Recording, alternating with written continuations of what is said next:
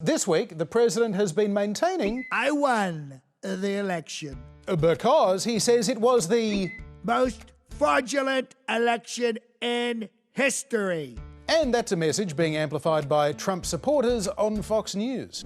What we're about to tell you is accurate. It's not a theory. It happened, and we can prove it. Did it though? Tucker has been focusing on a few specific cases, like Deborah Jean Christensen of Georgia. Those who knew her were sad when she died last May, and they might be surprised to learn that even after her death, Deborah Jean Christensen still managed to register to vote and then cast a ballot, presumably for Joe Biden. Now, Tucker doesn't explain why he presumes Deborah voted for Biden. Let's not worry about that, though. The Trump campaign also says voter records show somebody used the identity of Mrs. Deborah Jean Christensen of Roswell, Georgia, to vote in the recent election, even though Mrs. Christensen passed away in May 2019. And that much is true. She did indeed die in May last year. But did she vote after she died, or did somebody else use her name to vote illegally? No. Fulton County, Georgia officials have confirmed this week Mrs. Christensen voted for the last time in 2018, when she was alive. Her voter registration was cancelled in 2019 after she died. They have no records of sending her an absentee ballot this year, and that, quote, any claims of fraudulent participation in the November 3 general election in Mrs. Christensen's name appear to be false. The Trump campaign also claims somebody used the identity of James Blaylock of Covington, Georgia, to cast a ballot in the election, even though Blaylock died in 2006. And here's the culprit. He's not voted. He didn't vote. It was you. It was me. Caught red-handed, a 96-year-old democracy-destroying vote fraudster.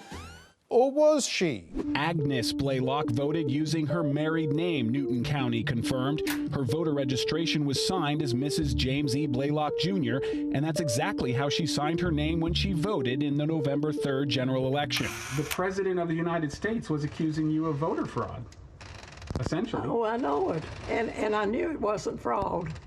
No, it wasn't fraud. She's almost 100 and she still refers to herself officially as Mrs. James Blaylock. Old school, sure, and completely legal. As Tucker Carlson says, It's hard to trust anything you hear right now. truth, Tucker, but here's where the rubber really hits the road. With these allegations turning to dust, just how badly does Donald Trump want a recount in places like Wisconsin?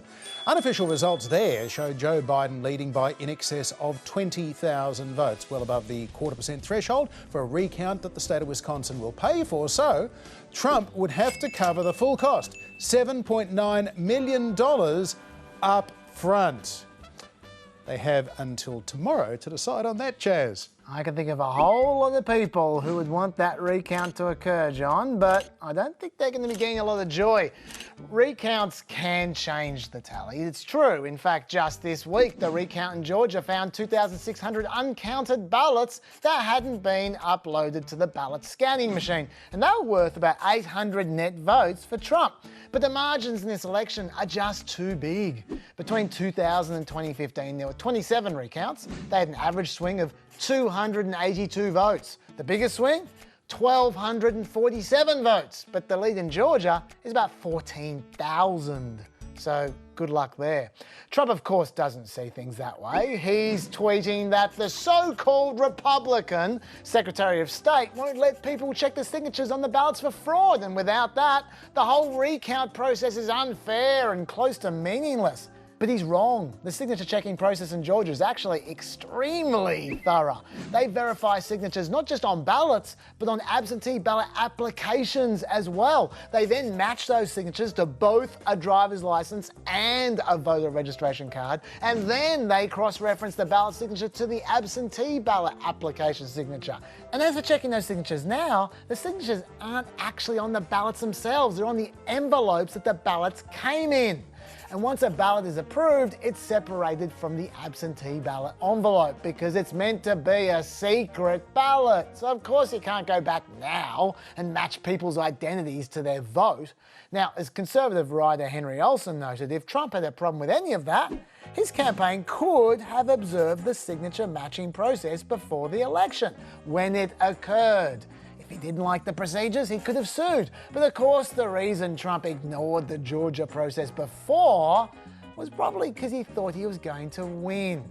And now we've got Lindsey Graham allegedly suggesting to the Republican Secretary of State that if they can't match precise ballots and signatures, then maybe where counties were found to have higher rates of non-matching signatures, they could just throw out all the mail-in ballots. Sounds kind of desperate and dubious to me, and it's not going to happen. Talking about things that aren't going to happen, Trump's also tweeted that 700,000 ballots weren't allowed to be viewed in Philadelphia and Pittsburgh, which means, based on America's great Constitution, he wins the state of Pennsylvania. That's not how the Constitution works. And this is what the Republican commissioner in Philadelphia, Al Schmidt, had to say. The president says observers were not allowed in the counting rooms. Is that true? That's totally untrue. I guess he's so-called Republican as well. Remember, even Trump's lawyers in court admitted last week that Republican poll watchers were allowed in the vote counting area. And even if they had been kept out, you just recanvass the votes. You don't throw out 700,000 perfectly fine ballots. Either way, Pennsylvania's Secretary of State has already denied Trump a recount, so that ain't gonna happen either. Then there's the claim Trump made last week on Twitter, but not in court, I might add, that Dominion election machines had been manipulated to change the recorded totals. I'll let One American News Network explain. Election systems across the U.S. are found to have deleted millions of votes cast for President Trump. According to an unaudited analysis of data obtained from Edison Research, states using Dominion voting systems may have switched as many as 435,000 votes from President Trump to Joe Biden. Except Edison Research, who was cited in that report there, said it is hard to respond to these reports that not only have no legitimacy, but for the most part seem to be completely made up. Any claims you see like this did not come from us. And the head of Trump's own cybersecurity agency tweeted, "This is not a real thing. Don't fall for it and think twice before you share." And then that cybersecurity agency, as well as a few others, put out a statement that said the November 3rd election was the most secure in American history. There is no evidence that any voting system deleted or lost votes, changed votes, or was in any way compromised. Those are Trump's people. At least they were until he fired his cybersecurity chief today. I wonder why. And by the way, this was Trump's current lead counsel 10 days ago. In my opinion, there really are no bombshells that are about to drop that will derail a Biden presidency, including these lawsuits. And at the end of the day, in my view, the litigation will not work. It will not reverse this election. That's his lead counsel!